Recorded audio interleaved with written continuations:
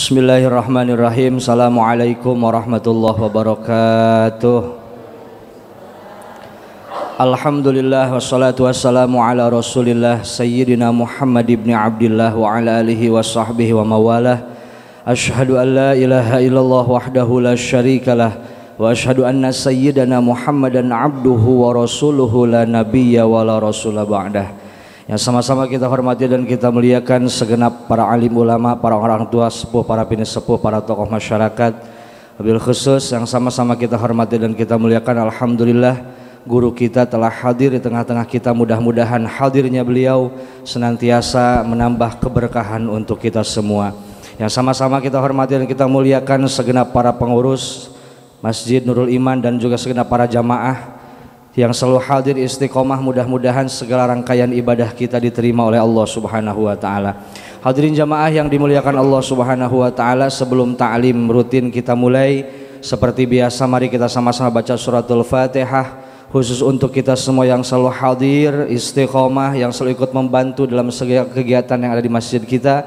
Mudah-mudahan apapun rezeki yang telah dikeluarkan, sebesar apapun rezeki yang telah dikeluarkan, mudah-mudahan itu menjadi wasilah Allah sehatkan badan kita, Allah panjangkan umur kita, dan kita doakan orang-orang tua kita yang sudah berpulang ke rahmatullah. Mudah-mudahan dengan wasilah keberkahan kita pada setiap kegiatan di masjid ini senantiasa Allah ampuni dosa-dosanya, diterima semua amal kebaikannya, dan ditempatkan di tempat yang terbaik, raudhah min radhiyal jannah. Dan kita doakan seluruh para donatur, baik itu donatur Jumat, donatur subuh, dan donatur-donatur yang lain dalam kegiatan di masjid kita. Mudah-mudahan Allah ganti rezeki dengan rezeki yang lebih banyak dan juga keberkahan di dalam hidup kita dan beliau-beliau semuanya. Ala hadhihi niyah wa ala kulli niyatin salihah nas'aluka hal ijabah bil barakah fid dini wad dunya wal akhirah. Al-Fatihah. A'udzu billahi minasy syaithanir rajim. Bismillahirrahmanirrahim. Alhamdulillahi rabbil alamin. Arrahmanir rahim maliki yaumiddin. Iyyaka na'budu wa iyyaka nasta'in. Ihdinas siratal mustaqim. Shiratal ladzina an'amta 'alaihim ghairil maghdubi 'alaihim waladdallin. Amin.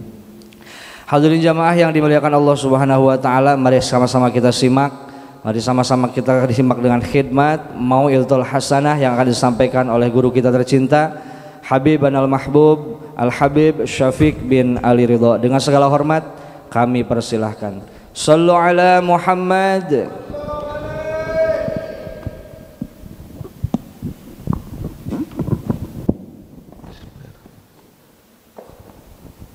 Assalamualaikum warahmatullahi wabarakatuh.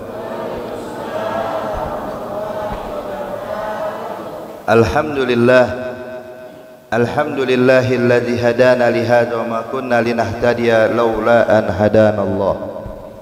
Allahumma salli wa sallim wa barik wa karim ala sayyidina Muhammadin miftahi babi rahmatillah adada ma fi ilmillah salatan wa salaman daimaini bidawami mulkillah wa ala alihi wa sahbihi wa mawalah amma ba'd. Yang sama-sama kita hormati para alim ulama, para asatiz, para hujjat, para ustazat yang hadir bersama kita, yang insyaallah selalu mendapatkan keberkahan dari Allah. Dan begitu juga segenap daripada jamaah Masjid Nurul Iman yang insyaallah selalu dalam perlindungan dan penjagaan Allah fid dunya wal barzakh wal akhirah. Kita bersyukur kepada Allah Subhanahu wa taala pada kesempatan di hari ini Allah Subhanahu wa taala kembali mengizinkan kita, kembali memperkenankan kita untuk duduk di rumahnya, untuk sama-sama melaksanakan ibadah kepada Allah Subhanahu wa taala, yang mana harapan kita hadirin adalah agar ibadah kita diterima oleh Allah Subhanahu wa taala. Dan ketahuilah bahwa Allah Subhanahu wa taala begitu dermawan kepada kita. Allah begitu baik kepada kita. Allah Subhanahu wa taala senantiasa melimpahkan anugerahnya kepada kita dalam keadaan apapun. Dalam keadaan sulit sekalipun Allah tidak pernah memutus nikmatnya untuk kita. Makanya hadirin hadirat yang dimuliakan Allah Subhanahu wa taala, Allah berfirman di dalam Al-Quran, wa asbagha alaikum ni'amahu zahirah wa batinah. Allah nyatakan asbagh, arti Allah liputi diri kalian. Dengan apa? Dengan nikmat yang zahir maupun yang batin. Ini semua yang ada pada tubuh kita hadirin. Yang zahir, yang bisa kita rasakan, yang nampak, ini semua merupakan nikmat. Bahkan kulit kita, rambut kita, mata dan hidung kita, jemari kita, bahkan kuku yang ada di dalam setiap jemari kita, semua yang ada itu merupakan nikmat dari Allah Subhanahu wa taala. Dan terlebih lagi ternyata bukan cuma zahir, yang batin juga, yang tidak nampak hadirin, seperti organ dalam tubuh kita, jantung, darah yang mengalir, ginjal, dan berbagai macam lagi apa yang terdapat pada tubuh kita. Ini merupakan nikmat dari Allah Subhanahu wa taala. Coba bayangin kalau seandainya kurang satu aja di manusia diciptakan hadirin, diciptakan tanpa ginjal, gimana tuh? Ya Allah, diciptakan tanpa usus, la haula wala quwwata illa billah. Artinya hadirin hadirat yang dimuliakan Allah, Allah ciptakan kita dengan begitu sempurna. Ya, laqad khalaqnal insana fi ahsani taqwim. Kami ciptakan manusia dengan sebaik-baik bentuk, sifat yang sempurna, bentuk yang sempurna, nikmat dari Allah zahir batin. Maka tugas kita hadirin hadirat yang dimuliakan Allah bukan untuk menghitung nikmat, sebab kalau kita pengen hitung nikmat nggak bakal sanggup, Bu. Walaupun kita punya teknologi secanggih apapun, walaupun kita punya kemampuan berhitung sehebat apapun, tetap nggak bakal mampu untuk menghitung nikmat Allah. Contoh, ya, sesuap nasi yang kita makan setiap hari, satu suap itu terdapat ratusan nikmat, terdapat ribuan nikmat di dalamnya. Bukan cuma kalorinya aja ya, bukan cuma proteinnya saja, bukan cuma vitaminnya aja hadirin. Tapi tahu nggak, itu nasi yang kita masukkan ke mulut kita satu suap, ini Allah sudah ciptakan itu nasi buat kita dari sekian bulan sebelum kita makan hadirin. Bahkan Allah aturin tuh siapa yang ngejagain makanan yang bakal kita masukkan ke mulut kita. Allah ciptakan tuh para petani, Allah ciptakan tuh ladang, mereka bercocok tanam, mereka menanam padi tersebut berbulan-bulan yang lalu, mungkin setahun yang lalu. Dia dari mulai benih ditancapkan ke sawahnya, kemudian mulai disiram, dirawat, dijaga dari hama, dijaga dari berbagai macam yang bisa membuatnya gagal panen. Kemudian begitu panen, apa yang mereka lakukan? Mereka langsung memetiknya. Itu sawah kalau kita lihat berhektar-hektar hadirin. Kalau kita yang turun tangan nggak bakal sanggup kita. Berhektar-hektar mereka lakukan tuh oleh para petani. Begitu sudah dapat itu padi, mereka yang kupasin. Kemudian bukan cuma itu, mereka Allah aturin siapa yang mengirim itu beras dari kampung tersebut ke kota kita, dan diatur sedemikian rupa oleh Allah sehingga ujung-ujungnya masuk ke dalam mulut kita. Ya Allah, makanya kalau kita mau ngurus sendiri gak bakal sanggup hadirin. Maka ini nikmat Allah Subhanahu wa taala nih menganugerahkan kepada kita nikmat yang luar biasa. Satu nikmat itu yang kita lihat ternyata terdapat ribuan nikmat di belakangnya. Makanya Allah katakan dalam Al-Qur'an, wa in ta'uddu ni'matallahi la tuhsuha. Kalau kalian berusaha menghitung nikmat Allah nggak bakal sanggup. Bahkan kita nih bisa ibadah Bapak Ibu sekalian. Nih kita bisa duduk di masjid, bisa ibadah, bisa hadir majelis taklim. Ini merupakan nikmat dari Allah. Coba deh bayangin, kalau seandainya kita dalam keadaan sakit, nggak mungkin kita bisa duduk di sini. Artinya kita bisa duduk di sini melaksanakan sholat berjamaah, menghadiri majelis taklim, karena Allah berikan pada kita nikmat sehat wal afiat. Allah berikan kita nikmat Islam, Allah berikan kita nikmat iman, Allah berikan kepada kita nikmat hidayah dan taufik. Yang mana kalau tidak ada ini semua, nggak mungkin kita bisa duduk di tempat ini. Ya, kalau ada orang badannya sehat, segar bugar, lebih sehat dari kita, cuman kalau nggak dapat nikmat Islam nggak bakal duduk sama kita, Bu. Ada orang punya badan sehat, segar bugar, punya nikmat Islam, cuman belum dapat nikmat hidayat, belum bisa kumpul sama kita. Artinya nih, kita bisa melakukan ibadah, terdapat ratusan nikmat yang mendukung kita, hadirin. Makanya benar kata Nabi Muhammad sallallahu alaihi wasallam ketika menceritakan tentang satu orang ahli ibadah dari Bani Israel, beribadah pada Allah 500 tahun, gak pernah buat maksiat sama sekali. Tiap saat cuman ibadah aja, zikir, taat pada Allah. Berapa lama? 500 tahun, gak pernah maksiat. Kata Nabi Muhammad, nanti nih orang nih yang ibadah 500 tahun, di akhirat waktu dibangkitkan di padang mahsyar, Allah pun berkata pada ini hamba, ya abdi udkhulil jannah birahmati. Hai hambaku, silakan masuk surga karena rahmatku, kata Allah. Maka dia menolak, hadirin. Dia bilang, la ya Rabb, saya enggak mau masuk surgamu karena rahmatmu, tapi saya pengen masuk surgamu karena jerih payah ibadahku. 500 tahun saya ibadah, masa ujung-ujungnya masuk surga sama dengan yang ibadah 10 tahun doang? Karena rahmatmu ya Allah, saya pengen dari jerih payah saya pengen ngerasain capek ibadah saya ini terbayarkan. Jadi tolong ya Allah, hitung lagi, masukkan saya ke dalam surga karena ibadah saya. Kata Allah, kalau memang itu maumu, ya sudah kita hitung ya. Maka ditimbang ulang Pak, ibadahnya yang 500 tahun dengan apa? Dengan satu nikmat penglihatan. Mungkin kadang-kadang kita berpikir ya, kenapa sih gue ditimbangnya sama nikmat penglihatan? Kenapa ditimbangnya dengan suatu nikmat? Ya. Hadirin, hadirat yang dimuliakan Allah, ini isyarat dari Nabi Muhammad, isyarat dari Allah, bahwasanya kita nggak mungkin bisa ibadah tanpa nikmat Allah. Jadi jangan pernah bangga diri dulu, alhamdulillah saya nih bisa ibadah karena kesungguhan saya, karena ketulusan saya. Enggak. Kita bisa ibadah karena nikmat dari Allah ya. Maka yang ditimbang nikmat penglihatan.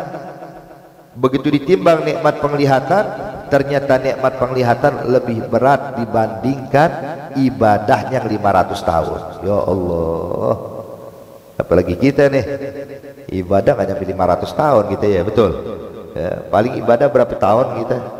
60 tahun, itu pun nggak full ibadah, banyakan nonton TV-nya ya. Banyakan kongkonya, hadirin. Kalau seandainya nikmat ibadah kita ditimbang sama nikmat penglihatan, waduh, yang ada ngejomplang, hadirin. Baru nikmat penglihatan, belum nikmat yang lain, belum nikmat hidayah, belum nikmat taufik, belum nikmat Islam. Makanya hadirin hadirat yang dimuliakan Allah Subhanahu wa taala, nikmat itu non-stop Allah berikan pada kita tiap saat. Bahkan dalam keadaan sulit sekalipun nikmat gak diputus, Bu. Dalam keadaan sulit, banyak orang kadang-kadang ya, suka mengeluh tentang keadaan ya. Ngeluh utang banyak ya. Anak udah mau masuk kuliah, perlu biaya besar, sakit butuh biaya berobat ya. Pokoknya hutang banyak, kebutuhan banyak, ngeluh kesana kemari. Bapak ibu sekalian, ini orang yang suka mengeluh, tanda nih orang lupa dengan nikmat Allah. Loh kenapa Beb? Sebab kalau mau dihitung banyakkan mana nikmat sama kesusahan dia, banyakkan nikmat. Cuman kadang manusia ini yang diingat cuman musibahnya doang. Makanya hadirin hadirat yang dimuliakan Allah, ini solusi obat sumpek. Kalau mau tahu apa sih obatnya sumpek, ingat-ingat nikmat Allah ya. Sesulit apapun kita, coba renungkan nikmat yang Allah berikan kepada kita, ini saya hilang sumpek kita. Tapi kalau yang kita ingat cuman masalah, yang kita ingat cuman musibah, yang kita ingat cuman problem, sekalipun rumahnya gedong, sekalipun hartanya banyak, sekalipun punya jabatan tertinggi, kalau yang diingat cuman masalah, sumpek nih orang ya. Makanya hadirin hadirat yang dimuliakan Allah, Nabi kasih gambaran buat kita. Kata Rasulullah, ada satu orang di dalam dunia yang mana dia ini hidupnya paling susah, kata Rasulullah.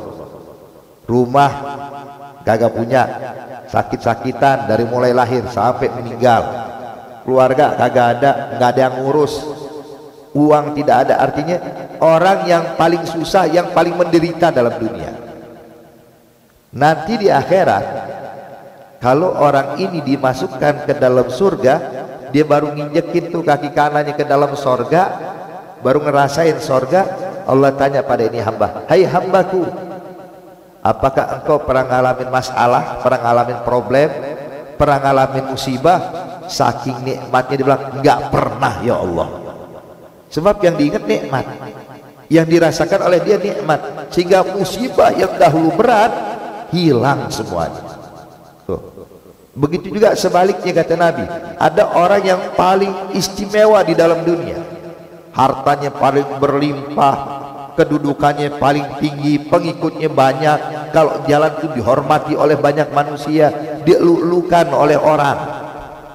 Artinya fasilitas duniawi dia punya, hingga dinyatakan kata Nabi, orang yang paling bahagia hidup di dalam dunia. Tapi nanti di akhirat begitu dijebloskan ke dalam api neraka Allah, baru nginjek api neraka, Allah tanya, hai hambaku, ente pernah nggak ngalamin kebahagiaan? Dijawab, nggak pernah ya Allah. Kenapa? Yang diingat cuma musibah, maka nikmat yang dulu pernah dirasakan hilang semuanya. Nah makanya di sini tugas kita hadirin, kalau lagi banyak masalah, coba ingat-ingat nikmat, ingat-ingat nikmat. Ya Allah, Allah kasih saya nikmat penglihatan. Ya Allah, Allah kasih saya nikmat keluarga. Ya Allah, Allah kasih saya nikmat ini. Itu niscaya itu yang namanya musibah hilang dengan sendirinya. Sebab dahulu pernah Bu, Pak, di zaman Al-Imam Ibrahim bin Adham radhiyallahu ta'ala anhu wa arda.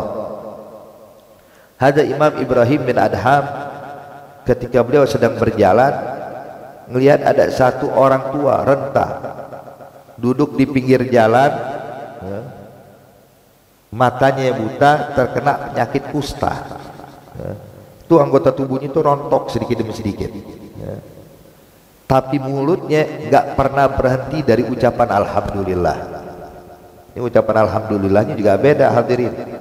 Ya, orang kalau bilang alhamdulillah nih Bapak Ibu sekalian, kalau orang dapat duit 1 miliar ama dapat duit 1000 perak, alhamdulillahnya beda nggak?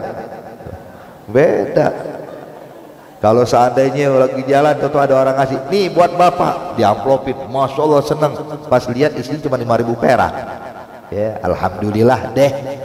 Ada dehnya tuh Bu ya, alhamdulillah deh daripada kagak. Tapi coba kalau 1 miliar dikasih, alhamdulillahnya itu sampai sujud syukur kurang hadirin. Nah ini orang yang ditemui Ibrahim bin Adham, ketika dalam keadaan tua renta buta, tidak ada yang ngurus, duduk di pinggir jalan, terkena penyakit kusta, itu dia bilang alhamdulillahnya kayak orang habis dapat 1 miliar. Alhamdulillah, alhamdulillah, teriak-teriak. Sampai orang-orang nganggap nih orang majnun, nih orang gila, sakit kusta buta kok bilang alhamdulillah katanya. Ibrahim bin Adham penasaran, dia bilang orang gila nggak bakal bisa bilang alhamdulillah. Disamperin sama Ibrahim bin Adham, ditanya, hei orang tua, ada apa kok dalam keadaan seperti ini kok malah mengucapkan alhamdulillah? Maka dijawab, ya Ibrahim, saya bersyukur kepada Allah dalam keadaan saya ini. Dibilang, kenapa? Apa yang kau rasakan? Rumah nggak punya, keluarga yang ngurus nggak ada, kena matamu buta, kena penyakit kusta, tidak ada orang peduli kepada engkau. Nikmat apa yang diberikan Allah kepadamu, hai fulan?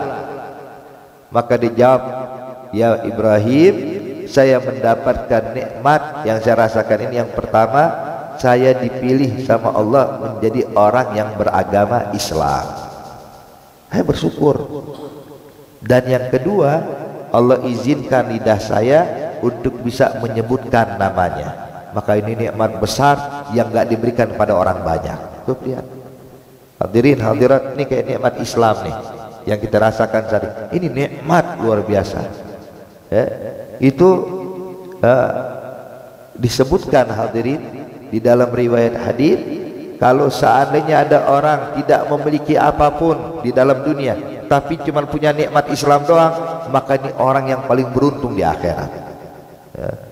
Dan sebaliknya, kalau orang mendapatkan berbagai macam fasilitas tapi gak ada nikmat Islam, ini adalah orang yang merugi nanti di akhirat. Makanya kita ini bersyukur ya, insya Allah kita jadi orang beruntung semua di akhirat kelak. Ya, masuk ke dalam surga Allah tanpa dihisab, amin ya rabbal alamin. Mungkin ini nikmat Islam ini luar biasa Bapak Ibu sekalian. Makanya Imamul Haddad mengatakan nahnu fi rauhin wa rauha wa huburin wa istiraha, nikmatul Islam a'la ni'matin halat bisaha. Bang, nikmat yang paling besar yang Allah berikan pada kita apa? Nikmat Islam. Ya. Maka ini nikmat dijaga. In kunta fi ni'matin far'aha fa innal ma'asi tuzilun ni'am fahfazha bisyukril ilah fa innal ilaha sari'un niqam. Dinyatakan oleh ulama, kalau engkau dalam keadaan nikmat kayak kita nih, nikmat Islam, nikmat hidayat, nikmat taufik, nikmat sehat, nikmat afiat, far'aha, jaga itu nikmat, kata ulama. Jaga itu nikmat. Gimana cara jaga nikmat? Cara jaga nikmat gampang, dengan banyak bersyukur pada Allah. Sebab kalau pengen tahu Bu, Pak, pengen nanya, Beb, nikmat itu biar langgeng apa ya? Nikmat biar gak dicabut sama Allah, gimana caranya? Gampang, bersyukur. Kuncinya bersyukur, nikmat kita bakal langgeng dan ditambahkan. Sebagaimana janji Allah Subhanahu wa taala dalam Al-Qur'an, la in syakartum la azidannakum. Kalau kalian mensyukuri nikmat Allah, niscaya bakal ditambahkan oleh Allah. Kalimat ditambahkan nunjukin apa? Nikmat yang udah ada nggak bakal dicabut, tapi ditambahin. Bukan diganti, tapi ditambah. Berarti yang sebelumnya tetap ada, hadirin. Maka dinyatakan faedah syukur itu dua, melanggengkan nikmat dan menambahkan nikmat. Hakadha wahfazha bisyukril ilah fa innal ilaha sari'un niqam. Ya. Dan jangan sampai kita malah gunakan nikmat ini untuk maksiat. Hati-hati. Ya. Ini nikmat Bapak Ibu sekalian yang Allah berikan pada kita, sebenarnya titipan dari Allah buat kita. Tahu titipan, wajib kita jaga, amanah. Nah, makanya jangan sampai kita gunakan buat maksiat. Kalau nikmat kita gunakan buat maksiat, namanya kufur nikmat. Ya. Kufur nikmat. Makanya syukuri nikmat yang ada yang Allah berikan kepada kita. Jadi intinya tadi saya bilang, kalau kita lagi kena problem, kena masalah, wajar kita hidup dalam dunia, Bu. Kita bukan hidup dalam sorga. Hidup dalam dunia pasti ngalamin musibah. Jangankan saya, jangankan antum, Nabi kita, Nabi Muhammad, manusia yang paling mulia, manusia yang paling agung di sisi Allah, kadang juga ngalamin problem dalam kehidupannya. Cuman yang diingat sama Nabi nikmat, ya. Yang diingat sama Nabi nikmat. Itu sampai Nabi Muhammad pernah sholat malam sampai bengkak kakinya. Ya. Kalau kita bengkak kaki gara-gara rematik ya, asam urat, keseleo tuh bengkak kaki kita. Kalau Nabi bengkak kaki gara-gara apa? Gara-gara qiyamul lail, litulil qiyam, karena panjangnya berdirinya ketika sholat. Itu hadirin, Sayyidatuna Aisyah radhiyallahu taala anha wa ardhaha, waktu melihat kejadian tersebut nangis Siti Aisyah. Begitu menangis Siti Aisyah, ditanya sama Rasulullah, "Mayibkiki ya Aisyah? Apa yang membuatku menangis ya Aisyah?" Dia bilang, "Ya Rasulullah, kenapa sih ente maksain diri? Bukankah Allah dengan ampunin dosamu yang telah lalu maupun yang akan datang? Alaysa qad ghafarallahu laka ma taqaddama min dzambika wa ma ta'akhkhar?" Bukankah Allah dengan ampunin dosa engkau ya Nabi? Bukankah engkau ini maksum ya Rasulullah? Bukankah engkau ini kekasih Allah? Kenapa maksain diri? Maka dijawab oleh Nabi Muhammad, "Afala akuna abdan syakura ya Aisyah?" Apakah enggak boleh saya menjadi hamba yang pandai bersyukur ya Aisyah? Saya melakukan ini karena rasa syukur saya kepada Allah Subhanahu wa taala. Jadi syukur nikmat itu, Bu, Pak, gunakan nikmat yang ada untuk dekat dengan Allah. Itu syukur nikmat. Bukan digunain buat maksiat. Bukan uang, harta yang kita miliki malah digunain buat main judi. Ini kufur nikmat nih. Walaupun main judi bilangnya alhamdulillah mulu wiridnya, alhamdulillah, alhamdulillah, alhamdulillah, tetap aja kufur nikmat. Udah menang alhamdulillah, kalah astagfirullah dia. Nah, ini yang kayak begini hadirin hadirat yang dimuliakan Allah, ada kufur nikmat. Jadi syukur nikmat itu adalah menggunakan nikmat untuk mendekatkan diri kita kepada Allah. Hakadha, ini pengertian syukur nikmat. Masya Allah, alhamdulillah. Kemudian juga yang berikutnya dijelaskan mensyukuri nikmat Allah Subhanahu wa taala yang begitu banyak yang Allah berikan kepada kita. Terus terang Beb, saya ini kalau suruh mensyukuri atas semua nikmat Allah bingung, saking banyaknya bingung nih ya, bingung, kadang lupa kita. Makanya hadirin, ada kalimat hamdalah, kalimat syukur yang kalau kita baca itu udah dianggap telah mensyukuri semua nikmat yang Allah berikan kepada kita. Gimana tuh? Ucapan yang mungkin tidak asing bagi kita ya. Ini kalau bisa dijadiin wirid pagi hari atau malam hari sebelum tidur, baca alhamdulillah hamdan yuwafi ni'amahu wa yukafi'u mazidah. Nah ini kata Nabi, itu ucapan hamd ini nih, itu udah mencakup semua nikmat. Sebab kala itu ada satu orang Nabi hadirin, dia berkata, ya Rabb, Engkau telah menganugerahkan saya nikmat begitu banyak. Kalau saya ucapkan alhamdulillah, maka ucapan alhamdulillah yang saya baca barusan itu nikmat taufik yang baru buat saya. Perlu saya syukurin lagi, perlu saya syukuri lagi. Saya bilang alhamdulillah yang kedua, kalimat hamdalah kedua juga nikmat baru lagi. Perlu hamdalah ketiga juga nikmat baru lagi. Terus sampai kapan ya Allah saya bisa mensyukuri nikmat yang kau berikan kepada saya?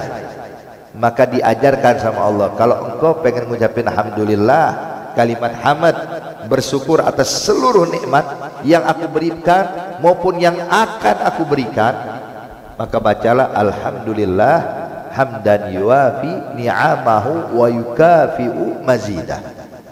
Nah, ini hadirin merupakan sighatul hamd yang paling afdal. Ucapan hamd yang paling afdal nih dia. Ya, kadang orang ucapin hamd alhamdulillah, alhamdulillah, hamdanillah, lillahil hamd ya. Atau kita bilang nahmadullah, ahmadullah, semua boleh, tapi yang paling afdal barusan alhamdulillah hamdan yuwafi ni'amahu wa yukafi'u mazidah. Kemudian juga hadirin hadirat yang dimuliakan Allah Subhanahu wa taala, kalau kita sudah sadar bahwa nikmat yang Allah berikan begitu banyak ya, tugas kita selain bersyukur, ayo dong cintai Allah ya. Bu, kalau seandainya tetangga kita ini tiap hari ngirimin makanan buat kita, terus ngomong lagi sama kita, Bu, udah ibu gak usah masak, makan pagi, makan siang, makan malam kita yang tanggung ya. Ibu gak usah bingung, biaya anak sekolah kita yang tanggung. Kira-kira seneng nggak kita? Seneng. Waduh, enak banget kayak gitu Beb ya. Nih hadirin, kalau kita udah seneng sama ini orang, kemana aja kita bakal sebutin nih orang. Ketemu orang, ente tahu nggak, saya punya tetangga baik banget, tetangga saya orang soleh, dermawan orangnya. Kemana aja tuh selalu dikenang hadirin. Bahkan langsung ini orang hatinya bakal condong, bakal kagum kepada orang yang berbuat baik kepada dia. Hadirin, orang yang paling dermawan paling bisa kasih berapa sih buat kita? Tiap hari, sampai kapan? Paling seumur hidup dia doang. Paling lagi saat dia lagi di puncak, kalau dia bangkrut gak bakal bisa melakukan hal yang sama hadirin. Artinya ada batasannya.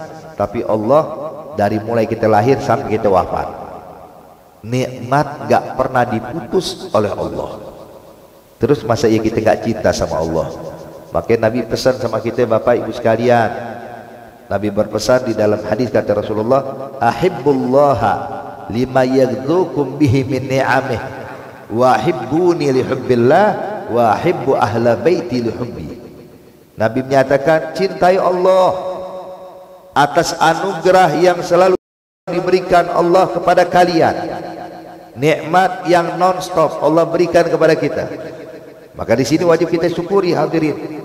Cintai Allah Subhanahu wa taala atas nikmat yang enggak pernah diputus untuk kita. Ya. Ini subhanallah. Makanya kalau seandainya kita mau menghitung dikit aja hadirin, mau merenung sebentar aja. Ya. Coba kalau seandainya saya sekarang bisa punya mata, nikmat dari Allah. Kalau Allah cabut, ya Allah, saya nggak bakal bisa melihat keindahan alam ini. Ya. Allah berikan saya nikmat pendengaran, alhamdulillah. Kalau Allah cabut, saya nggak bisa mendengarkan lagi nasihat dan lain-lainnya. Allah Subhanahu wa taala berikan saya nikmat kaki, sehingga bisa berjalan menuju masjid, menghadiri majelis taklim, bisa bersilaturahmi, berkumpul dengan orang yang kita sayangi. Coba kalau Allah cabut nih, saya nggak mungkin bisa melakukan ini. Tuh kalau kita merenung kayak begini hadirin, insya Allah dijamin kita bakal cinta sama Allah. Nah, cinta sama Allah gimana? Cinta sama Allah taat, patuh. Gimana sih cara cinta sama Allah? Cinta sama Allah caranya cuma satu hadirin. Apa itu? Ikuti apa yang dilakukan Nabi Muhammad. Ikuti apa yang dilakukan Rasulullah. Contoh Nabi Muhammad, ini bentuk cinta kita pada Allah. Allah berfirman dalam Al-Quran, "Qul in kuntum tuhibbunallah fattabi'uni yuhibbukumullah wa yaghfir lakum dzunubakum." Katakan ya Nabi Muhammad kepada umatmu, katakan kepada sahabat-sahabatmu, in kuntum tuhibbunallah, kalau kalian mengaku cinta pada Allah, fattabi'uni, ikuti aku, kata Nabi Muhammad.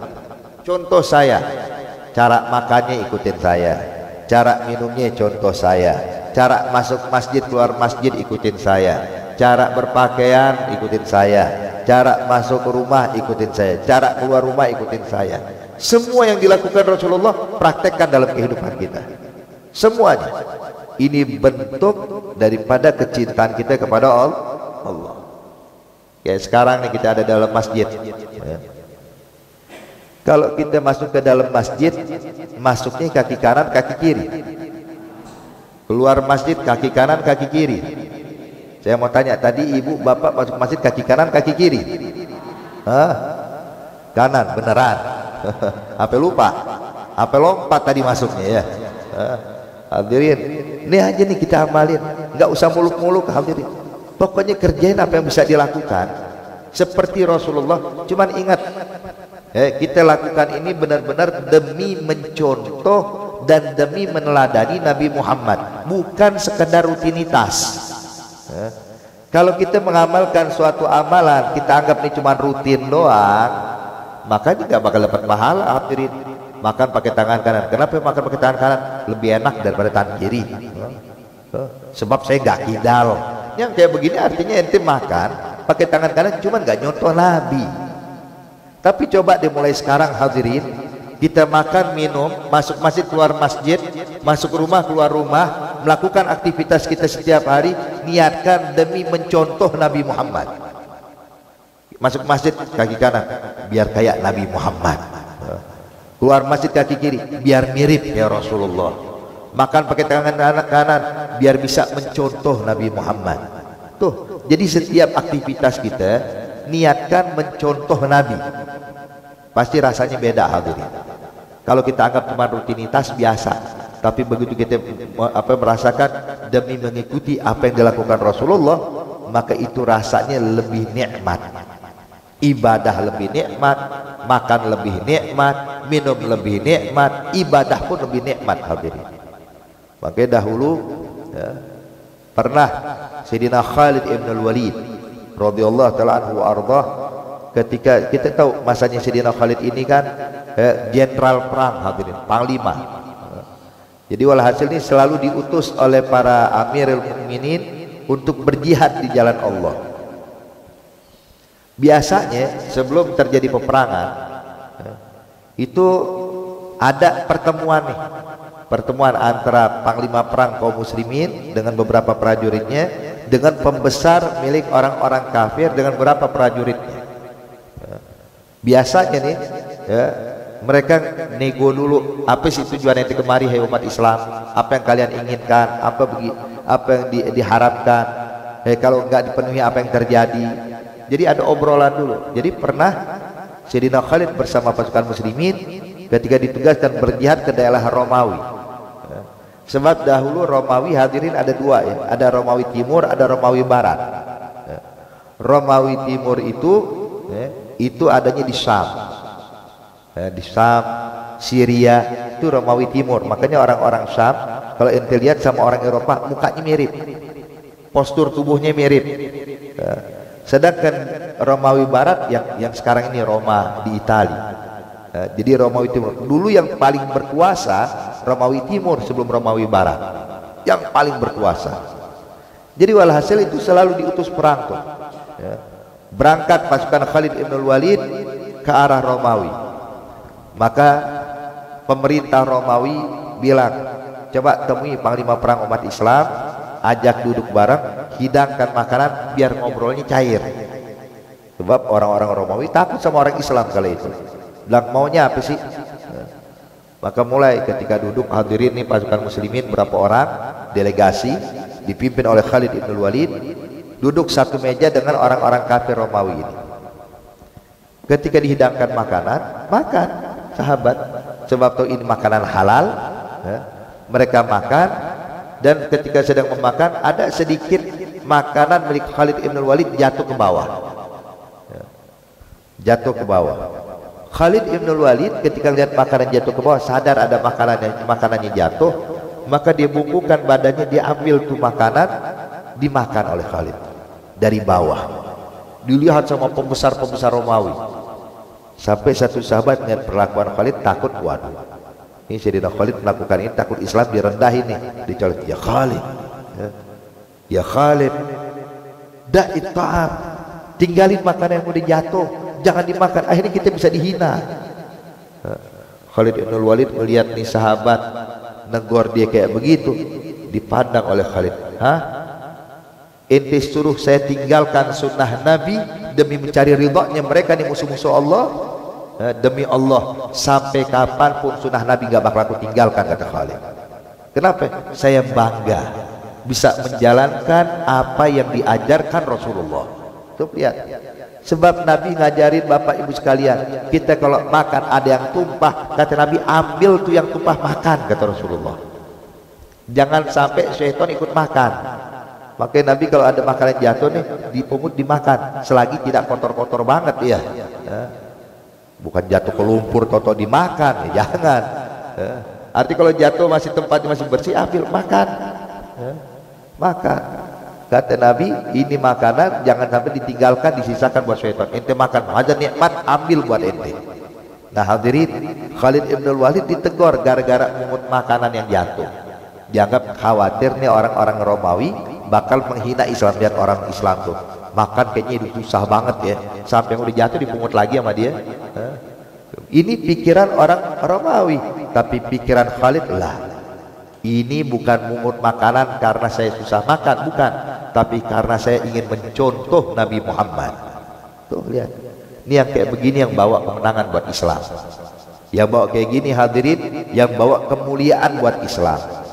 Makanya pernah Sayyidina Umar ibn al-Khattab radhiyallahu ta'ala anhu warḍah ketika diminta untuk membuka Baitul Maqdis, itu pembesar apa namanya pihak agama setempat yang kala itu ada di Palestina, sebab Palestina ini kan terus terang dari dulu bapak ibu sekalian adalah tempat atau negara yang dianggap suci oleh tiga agama dari dulu, agama Yahudi, agama Nasrani, dan agama Islam. Agama Islam menganggap itu tempat hijrahnya Nabi, tempat Isra Mi'rajnya Rasulullah, tempat kuburan para anbiya, kiblatnya para nabi dan rasul, hadza Baitul Maqdis. Dan Nasrani menganggap itu tempat suci sebab di situ tempat lahirnya Nabi Allah Isa. Orang Yahudi menganggap tempat tersebut mulia sebab di sana ada tembok ratapan. Yang mana tembok ratapan ini adalah dinding dari istananya Nabi Allah Sulaiman. Jadi tempat suci memang menurut tiga agama ini. Maka begitu Baitul Maqdis atau Palestina ditaklukkan, kembali ke tangan Islam, maka pendeta-pendeta pun berkata kepada Khalid bin Walid, ya Khalid, tolong hormati kami. Gimana? Dia bilang, ini tempat memang kalian sudah kuasai, Islam yang menguasai tempat ini, tapi tolong paling tidak hormatin kita. Dia bilang, apa yang kalian inginkan? Tolong biarkan pembesar umat Islam, pimpinannya yang buka Baitul Maqdis dengan tangannya, sehingga kami merasa terhormat. Kata Khalid bin Walid, baik kalau begitu. Kirim surat kepada Sayyidina Umar. Sayyidina Umar dapat surat kayak gini, bilang, ayo berangkat. Suatu kemuliaan buat saya kalau bisa buat buka Baitul Maqdis. Tahu berangkat berapa orang? Sayyidina Umar Ibn Al-Khattab berangkat cuma sama budaknya, cuma berdua. Terus Sayyidina Umar bilang sama budaknya, hai budakku, ini perjalanan dari tempat kita ke Baitul Maqdis kurang lebih 1 bulan perjalanan, jauh. Maka kalau ini onta kita tunggangin berdua, kasihan. Mendingan nih onta kita tunggangin ganti-gantian aja. Saya naik, ente jalan, tersekian jauh, gantian ente yang naik, ana yang jalan. Kata Sayyidina Umar. Sama siapa ini Pak ganti-gantiannya? Sama budaknya sendiri. Kata sang budak, jangan ya Amirul Mukminin, ya, biar ente yang naik ke atas onta sampai Baitul Maqdis, saya yang jalan kaki sampai Baitul Maqdis. Tak apa-apa, saya kan budakmu. Kata Sayyidina Umar, enggak, ya. Ente naik, saya turun, kita ganti-gantian. Maka mulai disepakati hadirin. Sayyidina Umar naik, budaknya jalan. Setelah jauh kata Sayyidina Umar, turun, ya, berhenti dari satu berat, turun Sayyidina Umar, budak suruh naik, ayo naik ke atas onta. Budaknya naik ke atas onta, Sayyidina Umar jalan kaki hadirin. Ya, tuh lihat, sampai pas nyampe Baitul Maqdis, udah dekat Baitul Maqdis, sendal Sayyidina Umar putus, ya. Dan kebetulan pas giliran dia jalan kaki, budak di atas onta, Sayyidina Umar jalan kaki hadirin, nyeker sendalnya putus. Itu pendeta-pendeta waktu ngeliat kayak gitu nangis hadirin. Bang, waduh, kalau begini pimpinan umat Islam nih, kita rela Baitul Maqdis mendingan di tangan orang Islam aja udah. Kenapa? Nunjukin nih orang nggak ingin dunia, murni karena Allah, ya. Bajunya Sayyidina Umar kali itu ada tambelan, 17 tambelan, 17 tambelan. Akhirnya pas disambut, pertama tentunya ke kemah kaum muslimin dulu, ya. Sebelum buka Baitul Maqdis, waktu kemah diobrolkan segala macam.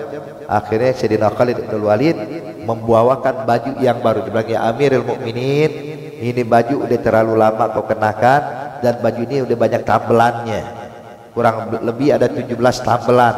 Jadi ya Amirul Mukminin, pakai baju yang baru yang saya siapkan, biar nanti ketemu pendeta Yahudi, pendeta Nasrani, ente terhormat, bajunya bersih, bagus.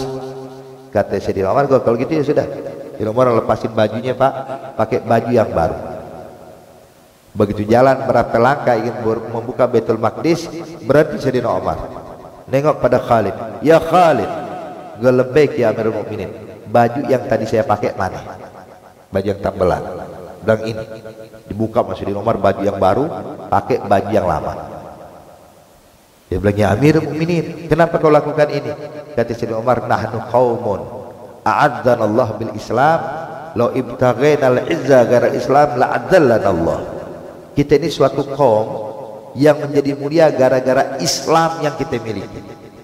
Kita jadi mulia karena Islam hadirin. Kalau kita mencari kemuliaan dari selain Islam, maka kita bakal dihinakan Allah, ya. Mulia kita bukan karena harta kita berlimpah, enggak, ya. Kalau kita bilang kita jadi mulia karena harta kita banyak, ini bakal hina di hadapan Allah. Ada orang bilang, saya mulia, kenapa? Jabatan saya paling tinggi, ini bakal jadi orang paling hina di hadapan Allah. Tapi kalau bilang, saya mulia, kenapa mulia? Sebab saya beragama Islam, sebab saya muslim, yang kayak ini bakal dimuliakan terus sama Allah sampai hari kiamat. Maka oleh karena itu hadirin, nikmat dari Allah nggak pernah diputus. Nikmat dari Allah selalu diberikan pada kita. Tugas kita, ayo sama-sama kita bersyukur, cintai Allah dengan cara mengikuti apa yang dilakukan Nabi Muhammad. Insya Allah Allah bimbing kita, Allah berikan kita hidayah, Allah jadikan kita orang-orang yang mengikuti langkah-langkah Nabi Muhammad, sehingga kita menjadi orang yang dimuliakan oleh Allah. Amin ya rabbal alamin birahmatika ya arhamar rahimin. mungkin ini saja yang bisa saya sampaikan hadirin. Mohon maaf kalau terlalu panjang yang saya sampaikan, tapi intinya semata-mata untuk saling mengingatkan atas nikmat yang Allah berikan kepada kita. Insya Allah nikmat yang Allah berikan gak dicabut dan selalu dilanggengkan oleh Allah bagi kita. Amin ya rabbal alamin. Allahumma ij'al jam'ana hadza jam'an marhuma wa tafarraqana min ba'dihi tafarruqan ma'suma wa la taj'al fina wala ma'ana syaqiyan wala mahruma. Allahumma hdina bihudak waj'alna mimman yusari'u fi ridhak wa la tuwallina waliyan siwak wa la taj'alna mimman khalafa amrak wa asak birahmatika ya arhamar rahimin ya arhamar rahimin ya arhamar rahimin. Wa sallallahu ala sayyidina Muhammad an-nabiyil ummi wa ala alihi wasahbihi wasallam walhamdulillahi rabbil alamin. Lebih kurangnya al-fakir mohon maaf. Wabillahi taufiq wal hidayah. Wassalamu alaikum warahmatullahi wabarakatuh. Waalaikumsalam warahmatullahi wabarakatuh. Kami ucapkan terima kasih kepada guru kita yang telah menyampaikan nasihatnya. Mudah-mudahan beliau sehat, selalu panjang umur, dan ilmunya selalu bermanfaat untuk kita semua. Dan kita bermohon kepada Allah Subhanahu wa Ta'ala, mudah-mudahan beliau selalu sehat. Insya Allah beliau bisa selalu hadir di tempat kita setiap bulannya, mudah-mudahan insya Allah. Bapak Ibu hadirin jamaah yang dimuliakan Allah Subhanahu wa Ta'ala, sekali lagi kami ucapkan terima kasih yang selalu istiqomah hadir dan selalu ikut membantu. Mudah-mudahan kebaikan Bapak Ibu sekalian dibalas oleh Allah dengan pahala dan ganjaran berlipat ganda. Untuk kajian Ahad yang akan datang insya Allah akan diisi oleh guru kita Al-Mukarram Al-Mutarram Dr. Kiai Haji Ahmad Kosasih dari Pondok Kacang. Mudah-mudahan kita semua selalu sehat, panjang umur, bisa selalu menghadiri kegiatan-kegiatan yang ada di masjid kita. Terima kasih dan mohon maaf atas segala kekurangan kekhilafan. Billahi taufiq wal hidayah. Assalamualaikum warahmatullahi wabarakatuh.